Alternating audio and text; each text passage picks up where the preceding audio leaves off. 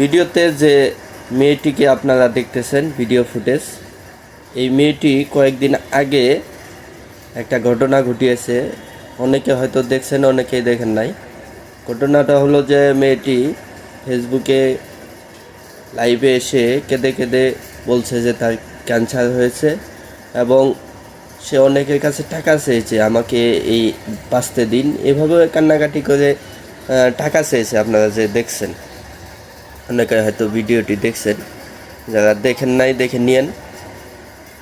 অনেকেই তাকে টাকা পাঠিয়েছে বিদেশ থেকে, দেশে থেকে, তার যে কান্নাকাটি দেখে।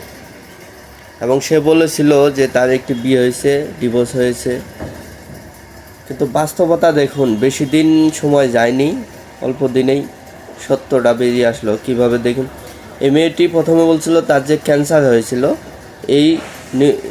এটা সম্পূর্ণ মিথ্যে একটি গল্প সে বানিয়েছিল। তার কোনো ক্যান্সার কিচ্ছু হয়নি। এবং দ্বিতীয় যে বলেছিল যে ও একটা বিয়ে হয়েছিল, একটা না, এখন যে স্বামী আছে এটা দ্বিতীয় নম্বর স্বামী। প্রথম স্বামীর কাছে সে ডিভোর্স নিয়েছে কেন, এখানেও একটা বিশাল গল্প। সেখানে দেনমোহ ছিল অনেক টাকা, এই দেনমোহের টাকা আদায়ের জন্য সেখান থেকে ডিভোর্স নিয়েছে। ডিভোর্স নিয়ে দ্বিতীয় স্বামীর সাথে এখন তার সংসার। দেখুন, সে টাকা ইনকামের একটা পদ্ধতি বা পন্থা কিন্তু সে নিয়েছে।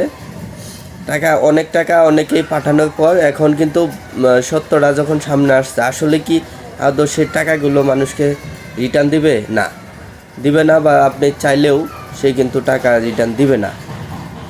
আপনি কেন টাকা দিয়েছেন, হয়তো তার ফেসটা দেখে সে কান্নাকাটি করেছিল ভিডিওতে, তাকে দেখে, এবং তার চেহারা অনেকে হয়তো সুন্দর দেখছে, এভাবে হয়তো অনেকে টাকা দিয়েছে। কিন্তু বাস্তবতা দেখুন, এভাবেই কিন্তু প্রকৃত যে ভুক্তভোগী, যে একজন প্রকৃত ক্যান্সার হয়েছে বা এভাবে সাহায্য চাচ্ছে, তখন কিন্তু এভাবে প্রতারণা শিকার হইতে এক সময় মানুষ কিন্তু প্রকৃত জনকে কিন্তু এই টাকা দেবে না।